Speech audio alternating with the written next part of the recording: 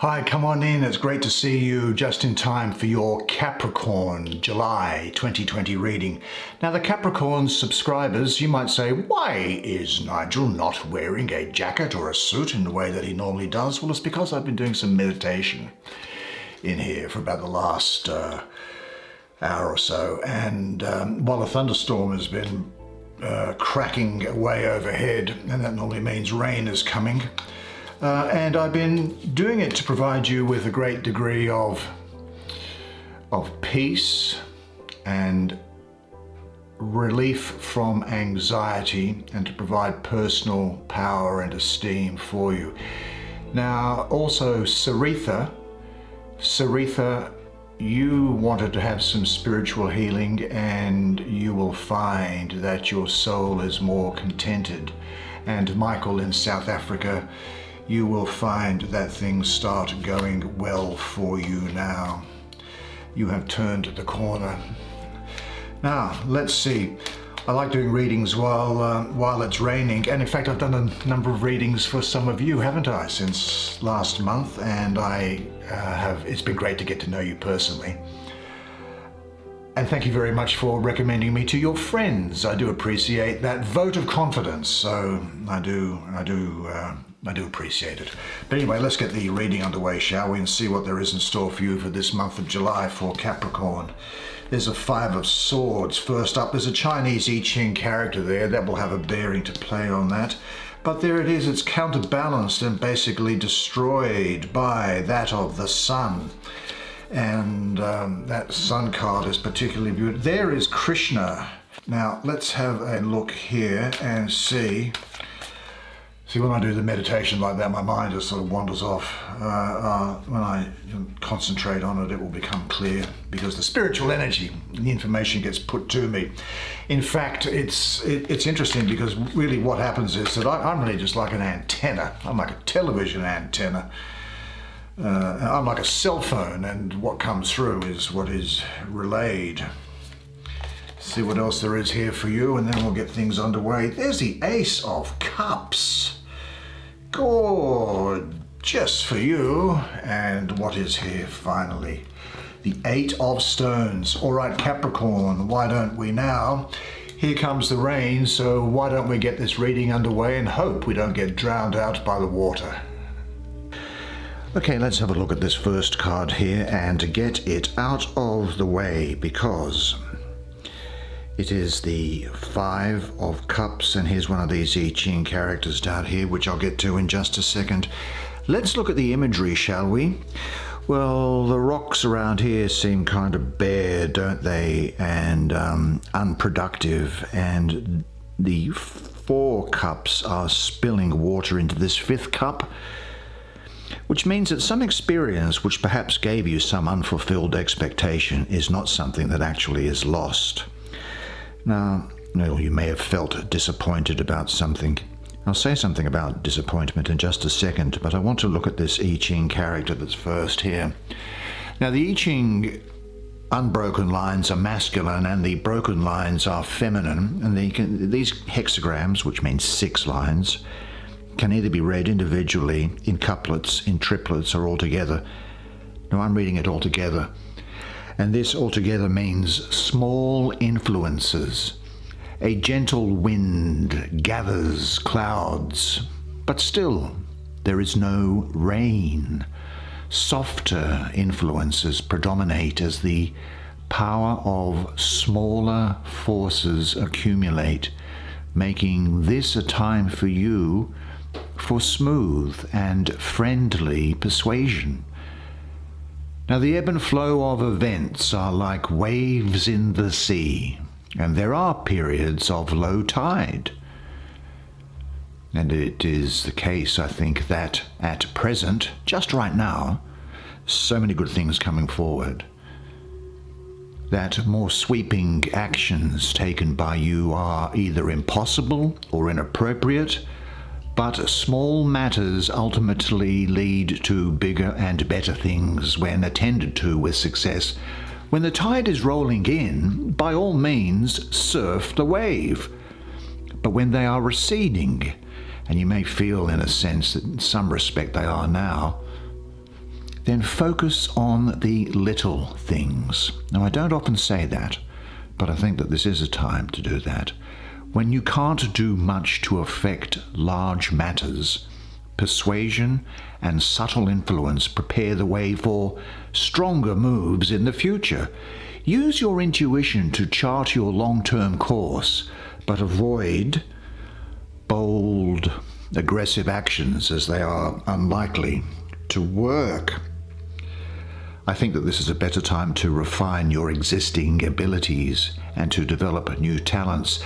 Really, gentleness is the key thought here. Regarding whatever is on your mind right now, gentleness combined with determination is likely to generate much more progress than brute force ever could. Now, the astrology of this card is Mars ruling the first decan of Scorpio, I see. This is really talking about a loss in pleasure. Now, this number 5, for me, mystically, the numerology also has an association with Mars. So I have Mars ruling Scorpio, and I have Mars in the card through the numerology. Now, ordinarily, with Mars in Scorpio, we'd expect great things, because in classical astrology, Mars is the ruler of Scorpio. But because we have a double dose of Mars, then this adds extra fire into the situation, and the energy is not in balance, and the fire tends to evaporate the waters of Scorpio. So it may be that there's some unfulfilled expectation or a loss of a sense of balance, maybe some problems in a relationship. An unexpected disturbance, I suppose, is what I'm getting here as well. Something that you didn't really think was going to come along. So, okay, things didn't work out as expected. But I think that this energy is saying don't wallow around in self-pity and regret, because new and better things are in store, and they certainly are, straight away, as you'll see. Now, I hope you're not becoming disillusioned with your life or thinking about the future. Put those thoughts aside, because there are good things coming. And if you are feeling disappointed by someone else's actions, find it in your heart to forgive them, because forgiveness releases you. It doesn't release them. Now, talking about a disappointment, let me ask you, what is your dream life like? Well, you can have a dream life. Imagine if you had the ability to dictate what your dreams when you were asleep actually were, and you were aware of them in vivid detail and could recall them vividly, that you had the ability to direct exactly what would happen in your dreams. Well, I would probably have dancing girls and lots of money and Porsches and overseas vacations and all this sort of thing. And you will have whatever you want, maybe partnerships or lovers or what have you. Every night, night after night, year after year, year after year, you can determine exactly what will happen. And it's all exactly as you have set out. But I guarantee one thing. The night will come when, before you go to sleep, you'll say, I don't want to direct what my dream is going to be tonight. Surprise me. Give me something that I don't expect. And that's exactly what some of these things are that come up, that we don't expect, that sometimes let us down or give texture to our life, the mosaic of our life, which would be monotonous, which would be unrealistic, which would be something that prevented us from growing, from developing character, from developing love. Let's look at this card here. This is the Ace of Love. Now, Ace is all about the potential ahead. Here is a golden cup swirling around in what I take to be images of the divine. Now, the people who are likely to be important to you at this time, I was talking about Scorpio before, so I see Scorpio there. I also see Sagittarius, and I also see Libra as being people who may be having things to do with you.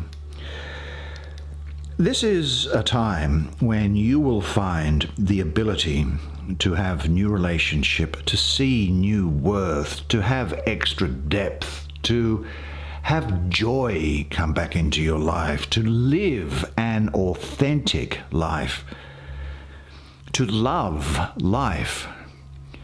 Do you know, if it was the case that you knew for certain that next Wednesday afternoon at 4 p.m. you were definitely going to die, I can guarantee that between now and then the type of life that you lived would be very different to the life you are living today. You would live a life which was rich and full, based on relationship, showering love on yourself and on those people with whom you were in relation. You would not sweat the small stuff at all. You would forget about prior disappointments and disillusionments. None of that would matter. What would matter would be your ability to love all that was around you, nature and all the events going on in life, to see how they all fit together. And this is something which is going to be available to you. This is the potential. This is the Lord of the root of the power of love. And it's something that comes up for you not very often, but here it is. Okay, here we have someone that we'll talk about. This is making a cameo appearance, the Lord Krishna. Lord Krishna. First of all, I'll say, listen, I'll say one thing. Well, let me talk about who Krishna is first up. Krishna is a major deity figure, and I'll say why in a second, in Hinduism. Now, he is worshipped as the 8th incarnation of the god Vishnu. Vishnu is the God that is the preserver of the universe, or that aspect of God which is the preserver of the universe more particularly. And he's also worshipped as being the supreme God, the one God in his own right. He is the God of compassion, tenderness, love, and really is one of the most popular and widely revered figures among Indian divinities.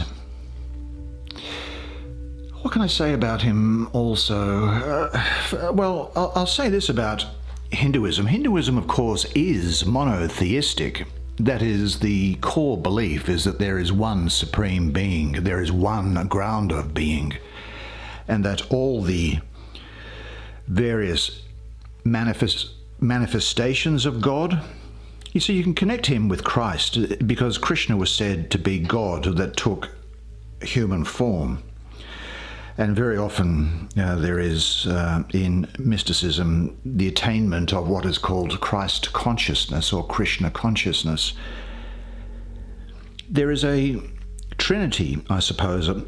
There is one God in Hinduism, but they have, as you know if you are Hindu, there are a number of deities which represent aspects of God and which are revered and devotion is paid to, because they make it easier for someone to communicate with and to come into understanding of the unknowable one supreme being, the ground of all being, which is transcendent. Because we just don't know what God is. We know God is there, but we can't say what it is. It's completely outside the scope of our mental ability. There is a trinity in Hinduism which talks about the god Brahman, which is the creator god, Vishnu, which is the god, that aspect of God which sustains and preserves the universe, Shiva, which is the god of renewal and destruction and renewal and new growth, the turning around of the universe. And Krishna is said to be also associated with, if not in fact, the god Vishnu, who is the preserver of the universe, a very important character. And he is said to have spoken the Bhagavad Gita. Now, if there is one Hindu text that you should read. Forget about the Vedas, forget about the Puranas, forget about the Upanishads.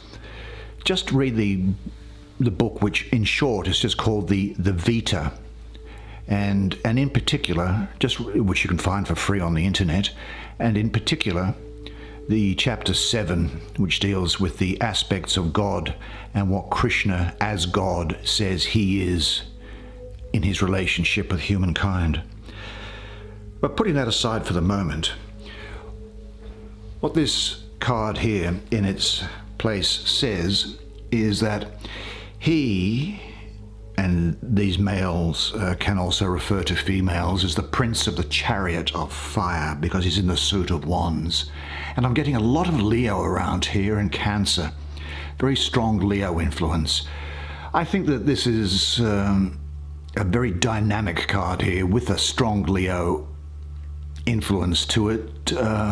And a young man who is swift and strong, impulsive, violent, but just, noble, generous, and someone with a sense of humor.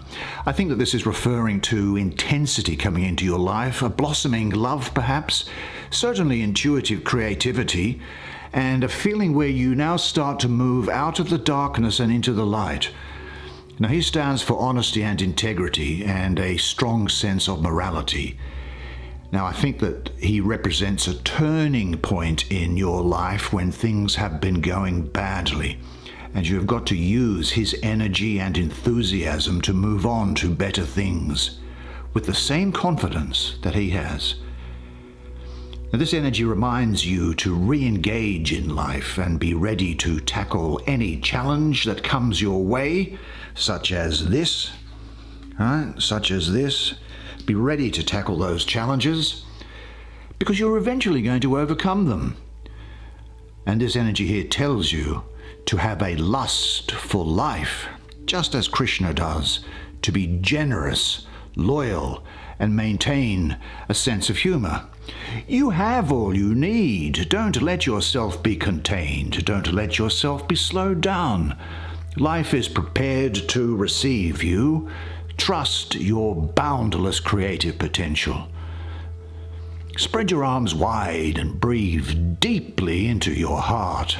And have this thought in mind: I love life, and life loves me. Now let's have a look at this one here. What is it? Oh, the eight of Earth. Okay.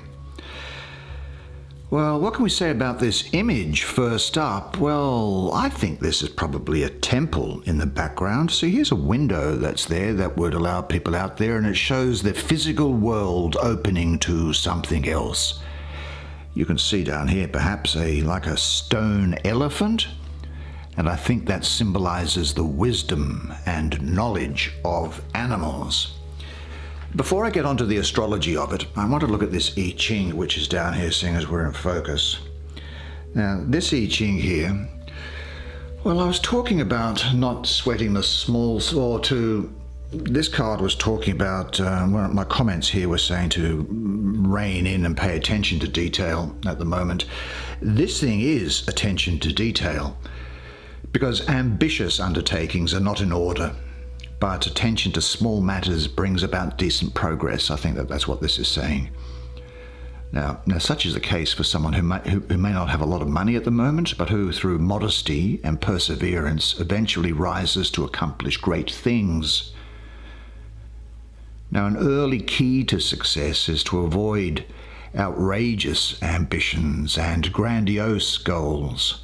The power of the small is served by slow and steady advancement, and it succeeds through an honest acceptance of its own limitations, without any reservation. Modesty stemming, from the recognition of limitations is a really good quality, but it can be seen as a weakness if it is not accompanied by conscientiousness and personal dignity. It's very important, therefore, to understand the demands of your own personal situation and not to expect success in huge things right now. Things are coming, but maybe not right now. The wise person recognizes and accepts the nature of time, Know your role. Attend to the details. Act with humility. And success is going to come, even with few resources.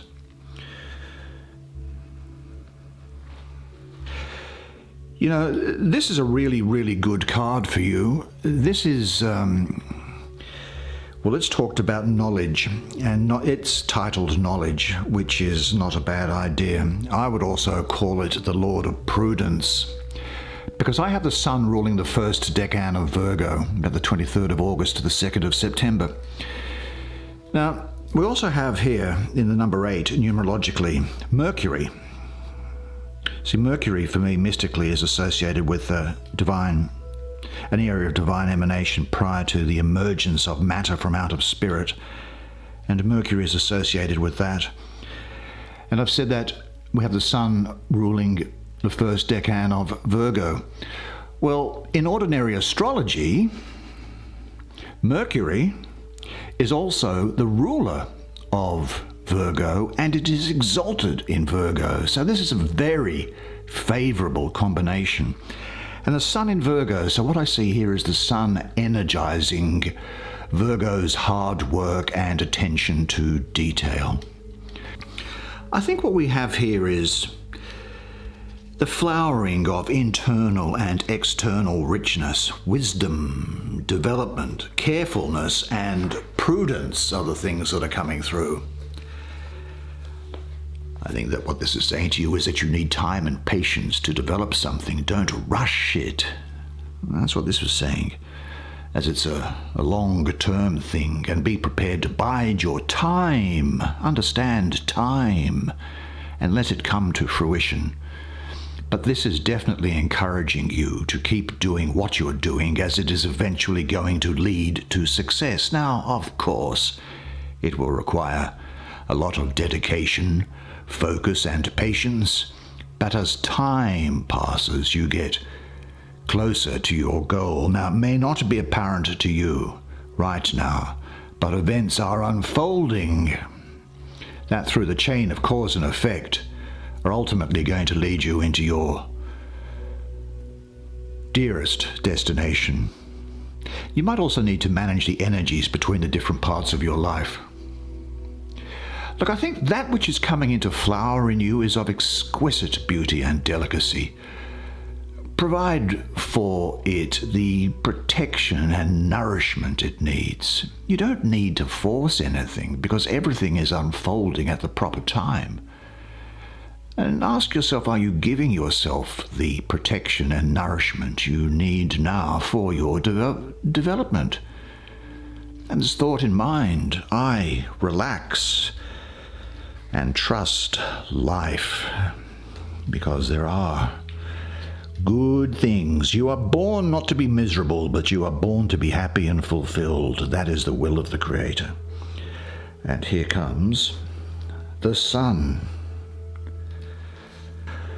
Look, I'm going to look at this Hebrew letter. This Hebrew letter here is, this in focus it is, yeah. That's called Reish. Now, it's the 20th letter of the Hebrew alphabet. And it means, literally, head, leader, and beginning.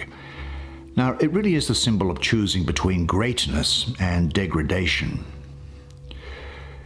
Reish is a container. Right? It's a container, and it contains within it everything in life. It represents the constant transition, the flow and change of life.